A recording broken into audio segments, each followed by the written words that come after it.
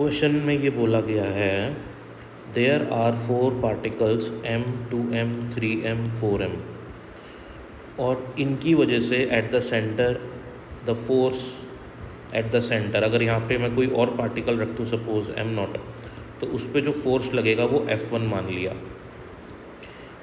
Next case में बोल रहा है कि आप 3m को इधर ले जाओ, 4m को इधर ले जाओ, तो जो सेंटर पे फोर्स आ रहा है, ठीक है, वो F2 हो जाएगा।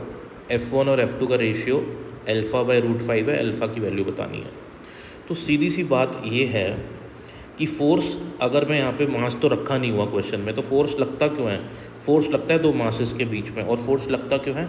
क्योंकि ये वाला मास, ये जो 4 मास रखे हुए हैं, इनकी कुछ यहाँ पे ग्रेविटी फील्ड होगी।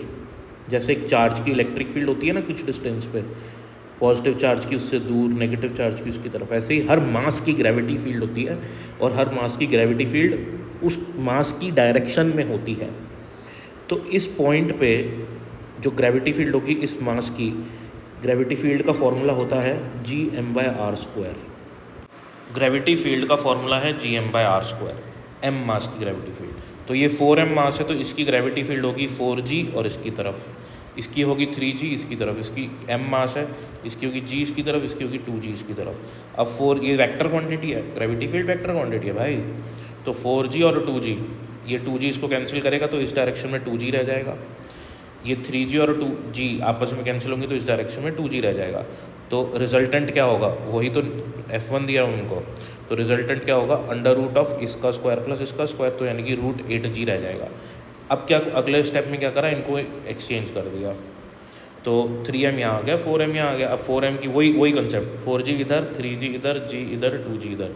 अब कैंसिल कर दो भाई, 3g 2g में से g इधर रह जाएगा और 4g g में से 3g इधर रह जाएगा, तो 3g और g। अब ये ध्यान रखना, ये एंगल इनके हर वेक्टर के बीच में 90 डिग्री एंगल होता ही है, ठीक है ना, ये पता होना चाहिए, बेसिक कॉन्सेप्ट है ये। तो इसलिए इनका रिजल्टेंट कहीं यहाँ पे आ जाएगा, ठीक है ना, F2 आ जाएगा और वो आएगा इसका स्क्वायर प्लस इसका स्क्वायर √, तो हो जाएगा √10g।